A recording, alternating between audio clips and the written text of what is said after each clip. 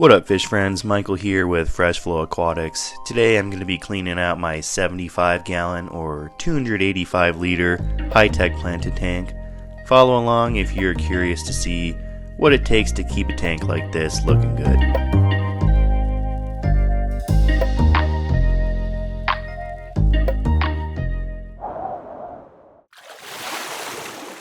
There's so many little tasks associated with cleaning out planted tank like this, and I've been pretty busy lately. You can see my filter tubing is pretty jacked up. Plants are a little overgrown, otherwise it's not so bad, but I've been really just doing the most basic cleanouts for last month, draining the water down, scrubbing the glass, and cleaning my pre-filter sponges. But this week I'm going to take off a little bit more than I have been lately. So it's important to come up with a game plan. I know that I'm not going to clean every component of this tank today, but I would like to trim the plants in the background and my carpeting plant, Monte Carlo, clean out my lily pipes, and then also clean up some gunk in this area right here. After coming up with the game plan, I like to start off with trimming. It's a good way to just open up some space and help me feel like I've gotten a lot done right off the bat. I'm going to trim all these stem plants right around the bottom of this huge log.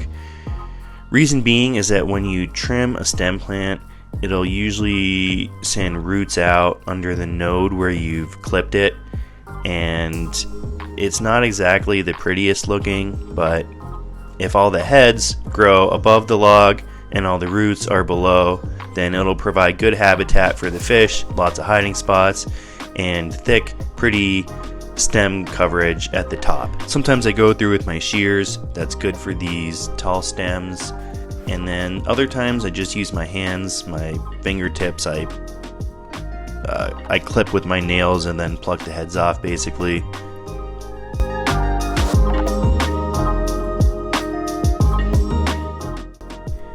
Trimming a Monte Carlo carpet is a very important part of maintaining a healthy, vibrant looking one.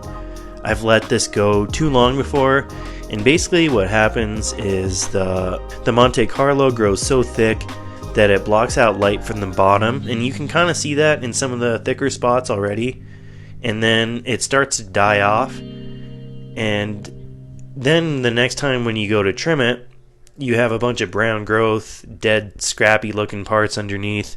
They'll come back, sprout to life, green up pretty quick within a couple weeks, but it's better to just stay on top of it. Plus, the Monte Carlo tends to take over other plants. So, after I'm done trimming here, I move on to where I have some Marsilia, and I go through and pull out the Monte Carlo, because if I were to trim it, I'd be cutting the heads off this other plant, which grows a lot slower, and basically the Monte Carlo would take over. So it's definitely a labor of love.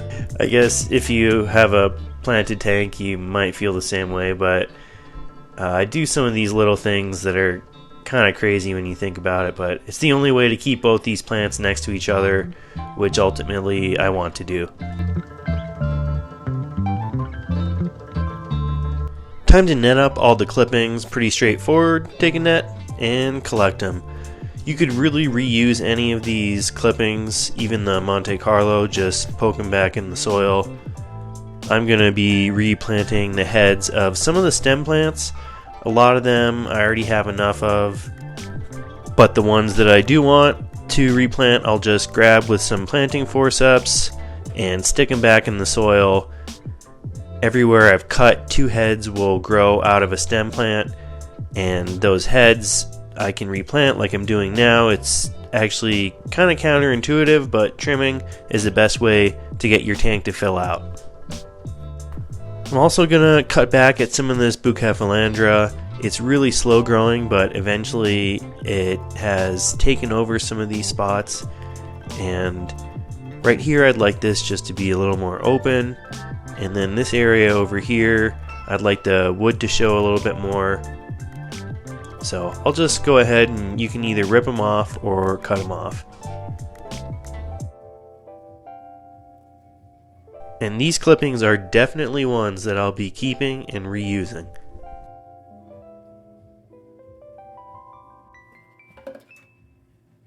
Every tank has spots where gunk accumulates. That's actually one of the advantages to sloping a tank, is that fish turds roll downhill. And also the filter inlet being here draws everything to this corner. If you look right behind it in the back, the substrate is completely clean, or almost clean.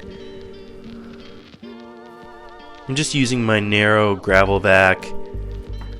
Pretty easy, just go along gently so that you don't squish the plants or wreck the stems, and siphon out all the gunk that you can. And in areas even where my narrow vac won't fit, I use a little scraper so that I can wedge the plants back and then stick a little hose in there, and that's so that I don't siphon the plants out of the tank. And just gently rock back and forth, go all up and down. There's no way that I'm going to get all this stuff. I know that it's everywhere, but you know, the goal is just to reduce it so that it's not overflowing with gunk everywhere. Then set the tank to drain. I like to do 50% water changes. This little sponge is how I make sure that shrimp and small fish don't get siphoned out of the tank. It's also really good for filling the tank back up because it disperses the water, especially in tanks with sand. It doesn't murk everything up. While the tank is draining is a good time to scrub the glass. Hopefully a lot of the algae that gets dislodged into the water column will end up getting siphoned out. I usually do a quick scrub down with a regular dish sponge, one that doesn't have soap on it from cleaning dishes. And then afterwards, for some tough spots, I take my scraper. It's pretty cool, I can pull it off the handle because there's a lot of tight spots in this tank, and then get some of those harder algae. Unfortunately, I can't seem to clean the algae off of my silicone seams. I've tried spraying it down with Excel, but that didn't seem to do anything. And it's an old tank, I bought it used. The algae is just so infused in there. If I scrub it, I start to peel the silicone off. As you can see, I have not cleaned this out in a while.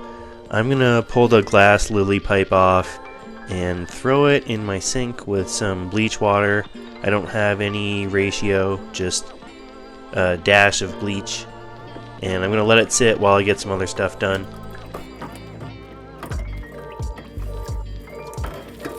I fill the tank with water directly from my faucet, just the same temperature as what's in my tank, and then add some dechlorinator. Then it's time to clean out my pre-canister sponges. It's the coolest feature in the Awaze Biomaster. It makes cleaning a breeze. All I do is pull these sponges out, plop them in some water, and wring them out. As you can see, it does a great job collecting muck. And it also catches shrimp and scuds from my tank. The fish will eat some of the scuds. It's a great live food for them. Now that these filter components have had some time to sit in bleach water, it will loosen the algae up. You can leave them in for as short as 15 minutes, which is what I did. If you leave them longer, then it does a more efficient job at removing algae. You still need to come through here with a pipe brush and dislodge everything. You'll need to rinse it out in hot water afterwards.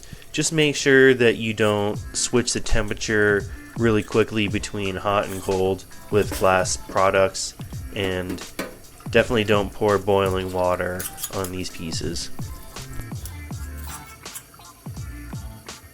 Now that I got the filter up and running again, it should pull in the remainder of all the floating debris from cutting all the Monte Carlo and other various plants in the tank, and then I can net it up really easily.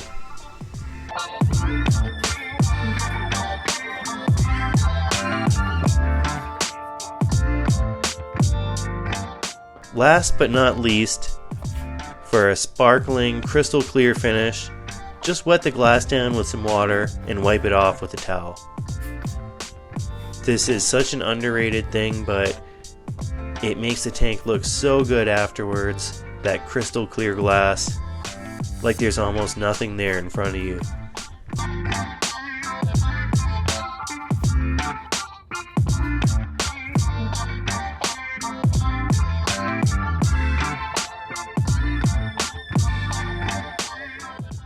And that wraps up cleaning for today. Let me know if you got questions. Thanks for watching. Until next time, see ya.